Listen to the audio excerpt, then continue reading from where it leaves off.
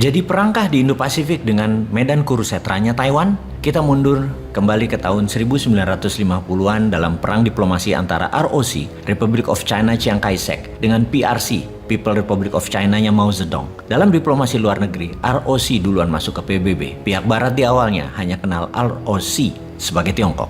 Lalu di tahun 1954 terjadi krisis Selat Taiwan pertama, di mana awalnya adalah Chiang Kai-shek menempatkan ribuan tentara di dua pulau Taiwan, yaitu Pulau Kinmen dan Pulau Matsu, yang sangat berdekatan dengan mainland Tiongkok.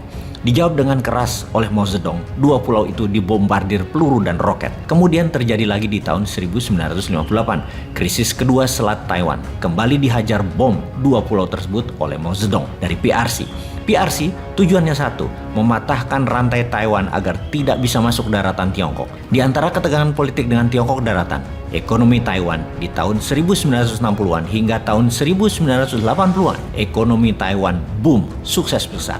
Ekspor tumbuh besar dan inilah era Made in Taiwan mulai menguasai dunia. Di sisi RRC atau PRC, mereka melakukan lobby politik dengan Amerika tentunya, dan Amerika mulai melihat raksasa tidur yang bernama Tiongkok daratan. Dan untuk mudahnya diskusi kita satu katakan, Tiongkok. Oleh Kissinger, Menteri Luar Negeri Amerika yang legendaris, melihat Tiongkok jauh lebih berpotensi ke depannya sebagai mitra Amerika, di mana di tahun 1971 Tiongkok menjadi diterima dunia sebagai the real China dan masuk ke PBB. PBB ambil Tiongkok dan membuang Taiwan. Kemudian Chiang Kai-shek meninggal di tahun 1975 dan musuhnya Mao Zedong meninggal setahun kemudian di tahun 1976. Estafet kepemimpinan dilanjutkan ke Deng Xiaoping yang kemudian membuka pintu investasi barat terutama Amerika ke Tiongkok. Deng juga punya strategi unik, yaitu membuka jalur ekonomi dengan Taiwan. Bahkan oleh Deng Xiaoping, mereka boleh saling mengunjungi keluarga dari para pihak yang dulu terpisah. Perdagangan dua wilayah berkembang, tetapi tidak ikatan emosi serta ikatan budaya dua wilayah tersebut. Bahkan semakin buruk hubungannya. Masyarakat Taiwan yang ekonominya jauh lebih baik mulai mengidentifikasikan diri mereka sebagai orang Taiwan, bukan orang Tiongkok lagi. Mereka menjadi Taiwanese, not Chinese. Di tahun 1992, Partai Komunis Tiongkok mulai melakukan program jangka panjang, menyatukan satu Tiongkok yang melahirkan pandangan One China Policy, di mana hasil Kongres Partai Komunis Tiongkok menyatakan akan menyatukan kembali Taiwan ke dalam Tiongkok, reunifikasi dua Tiongkok, semua di bawah kendali Beijing dan Selat Taiwan untuk di bawah kendali Tiongkok.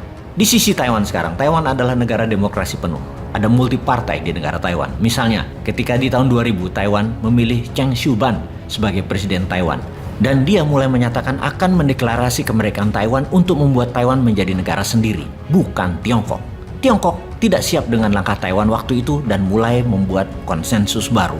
Hukum aturan baru yang direspon di tahun 2005, yaitu sebuah aturan bahwa Tiongkok bisa melakukan serangan dengan kekuatan militer untuk mengambil balik Taiwan. Ketegangan politik terhadap Tiongkok di Taiwan memuncak di tahun 2014 dengan demo gerakan mahasiswa bernama Sunflower Movement. Taiwan harus merdeka dan Taiwan bukan Tiongkok. Pada saat itu, setahun sebelumnya, 2013, Xi Jinping jadi pemimpin tertinggi Tiongkok yang melihat Sunflower Movement adalah ancaman One China Policy, mulai memfokuskan reunifikasi Taiwan dalam satu Tiongkok.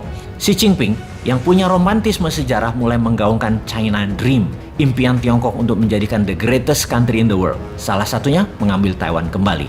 Diawali dengan model Hong Kong, One Country, Two System. Melakukan diplomasi ke Taiwan, diawali dengan diplomasi penyatuan Taiwan ke Tiongkok, One Country, Two System.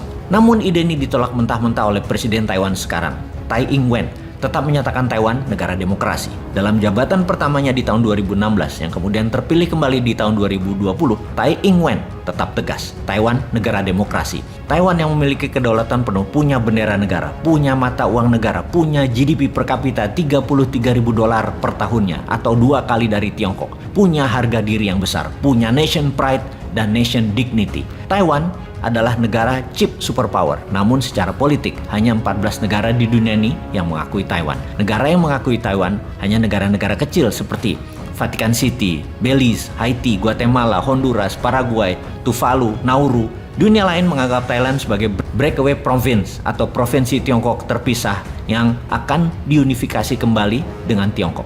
Ketika ulang tahun ke-100 PKC Partai Komunis Tiongkok, Xi Jinping dengan tegas mengatakan Taiwan akan bersatu kembali dengan Tiongkok tidak lebih dari 1 Oktober 2049, tepat ulang tahun ke-100 kelahiran negara Tiongkok. Xi Jinping berambisi menyatukan Taiwan adalah prestasi yang tidak bisa dilakukan oleh siapapun pendahulunya. Mao Zedong tidak bisa melakukannya, Deng Xiaoping tidak bisa melakukannya, Hu Jintao juga tidak bisa melakukannya. Hanya Xi Jinping yang bisa melakukannya, yang akan menempatkan dirinya sebagai pemimpin Tiongkok terbesar, tertinggi pencapaiannya. Xi Jinping dalam masa jabatannya harus mengambil Taiwan. Xi Jinping dengan ambisinya bahkan mendaftar perusahaan-perusahaan yang ada di Taiwan sebagai made in China, menjadikan mereka perusahaan Tiongkok labelnya di bursa dan pasar dunia. Jadi apa landasan Xi Jinping dan Tiongkok mengambil Taiwan? Kalau kita dapat simpulkan, pertama adalah romantisme sejarah, kedua adalah konsensus Kongres Partai Komunis Tiongkok tahun 1992. Sementara di sisi Taiwan, hasil survei tahun 2020 mengatakan bahwa 92% penduduk Taiwan menyatakan diri mereka Taiwanese, hanya 8% yang menyatakan diri mereka adalah Chinese. Di survei tahun 1992, 26% masih menyatakan diri mereka Chinese. Tahun 2020 hanya tinggal 8%. Identitas rakyat Taiwan semakin solid dan ini membuat Xi Jinping tidak suka jajak pendapat tersebut. Karena hal ini akan menambah sulit menyatukan kembali Taiwan jika terlambat penyatuan Taiwan ke Tiongkok. Apalagi Taiwan keburu menyatakan kemerdekaannya. Warna nasionalisme rakyat Taiwan semakin menjauh dari Chinese Tiongkok. Data survei terakhir di Taiwan yang ingin merdeka sekarang ada 5,3%. Hanya 1,3% yang mau reunifikasi. Yang 93,4% tetap ingin status quo. Hal inilah yang membuat Xi Jinping tidak perlu buru-buru menyerang Taiwan secara militer, seperti komentar dalam tulisan di jurnal Foreign Policy. Namun Tiongkok tetap menyerang Taiwan dari sisi ekonomi, akan membuat Taiwan inflasi, akan membuat Taiwan resesi, akan membuat Taiwan depresi, yang bisa membuat seluruh dunia inflasi dan takluk dengan maunya Tiongkok. Pokoknya keren strategi pemimpin kelas dunianya ya. Indonesia kapan menyatukan Nusantara dan menguasai maritimnya yang buat Indonesia the greatest lagi?